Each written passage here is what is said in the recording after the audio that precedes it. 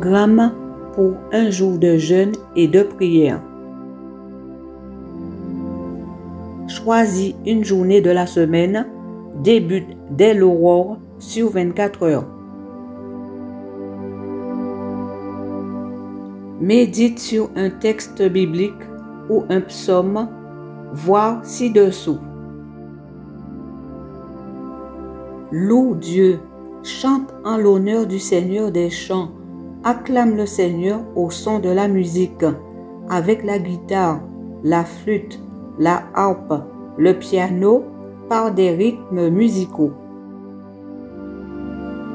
Expose ta situation, fais des prières de supplication, prie Dieu avec insistance et soumission.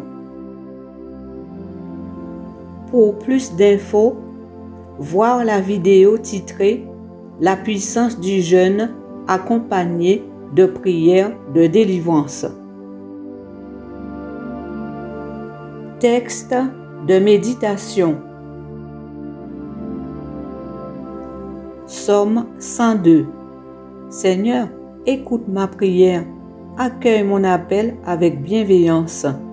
Ne te détourne pas de moi quand je suis dans la détresse. Tends vers moi une oreille attentive. Le jour où je t'appelle au secours, réponds-moi sans tarder. Car ma vie s'évanouit comme une fumée, mes dernières forces se sont consumées.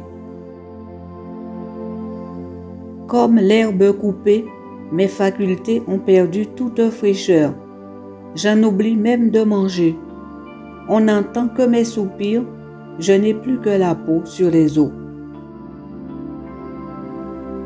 Je fais penser au hibou du désert, je suis comme la chouette des ruines.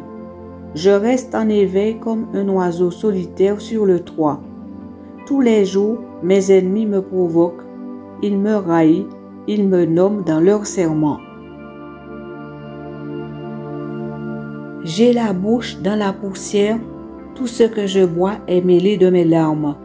Ainsi, dans ta fureur et ton indignation, tu m'as soulevé et jeté au loin.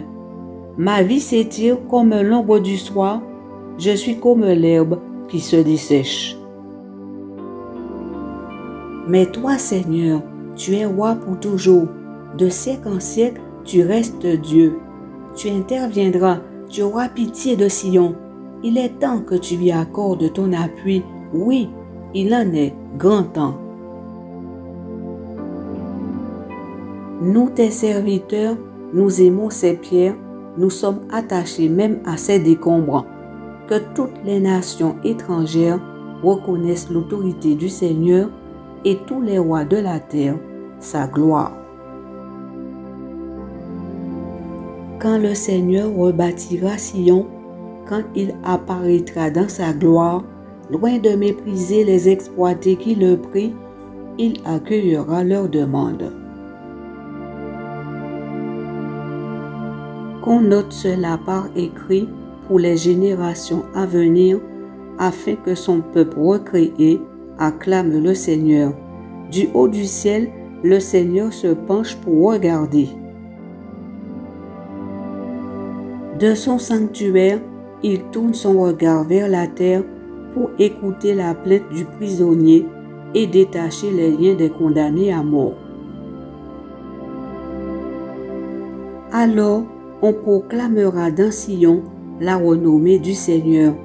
On chantera ses louanges à Jérusalem quand tous les peuples s'y rassembleront, quand les royaumes y adoreront le Seigneur. Quand je n'étais qu'à mi-chemin, il a épuisé mes forces, il a abrégé ma vie. C'est pourquoi je m'écrie, mon Dieu, toi qui subsistes à travers l'histoire, ne m'enlève pas en pleine vie. Il y a longtemps, tu as fondé la terre. Le ciel est ton ouvrage. Tout cela disparaîtra, mais toi tu restes. Terre et ciel tomberont en lambeaux comme de vieux habits, et tu les remplaceras comme un vêtement. Ils céderont la place, mais toi tu demeures le même. Ta vie n'a pas de fin. Les enfants de tes serviteurs s'établiront et leurs descendants resteront sous ton regard. Texte de méditation. Jésus guérit 10 lépreux. Luc 17, versets 11 à 19. Tandis que Jésus faisait route vers Jérusalem, il passa le long de la frontière qui sépare la Samarie et la Galilée. Il entrait dans un village quand 10 lépreux vinrent à sa rencontre. Ils se tinrent à distance et se mirent à crier « Jésus, Maître, aie pitié de nous !» Jésus les vit et leur dit « Allez vous faire examiner par les prêtres. » Pendant qu'ils y allaient, ils furent guéris. L'un d'entre eux, quand il vit qu'il était guéri, revint sur ses pas en louant Dieu à haute voix. Il se jeta aux pieds de Jésus, le visage contre terre, et le remercia. Cet homme était samaritain. Jésus dit alors, « Tous les 10 ont été guéris, n'est-ce pas? Où sont les 9 autres? Personne n'a-t-il pensé à revenir pour remercier Dieu, sinon cet étranger? » Puis Jésus lui dit, « Relève-toi et va, ta foi t'a sauvé. » Jésus guérit un aveugle. Luc 18, versets 35 à 42. Jésus approchait de Jéricho. Or, un aveugle était assis au bord du chemin et mendiait. Il entendit la foule qui avançait et demanda ce que c'était. On lui apprit que Jésus de Nazareth passait par là. Alors il s'écria, « Jésus, fils de David, aie pitié de moi. » Ceux qui marchaient en avant lui faisaient des reproches pour qu'il se taise, mais il criait encore plus fort, « Fils de David, aie pitié de moi. » Jésus s'arrêta et ordonna qu'on le lui amène. Quand l'aveugle se fut approché, Jésus lui demanda, « Que veux-tu que je fasse pour toi? » Il répondit, « Maître, fais que je voie de nouveau. » Et Jésus lui dit, « Eh bien, ta foi t'a guéri. » Aussitôt, il put voir et il suivait Jésus en louant Dieu. Toute la foule vit cela et se mit aussi à louer Dieu. Jésus guérit beaucoup de malades. Marc 1, versets 29 à 34. Ils quittèrent la synagogue et allèrent aussitôt à la maison de Simon et d'André en compagnie de Jacques et Jean. La belle-mère de Simon était au lit parce qu'elle avait de la fièvre. Dès que Jésus arriva, on lui parla d'elle. Il s'approcha d'elle, lui prit la main et la fit lever.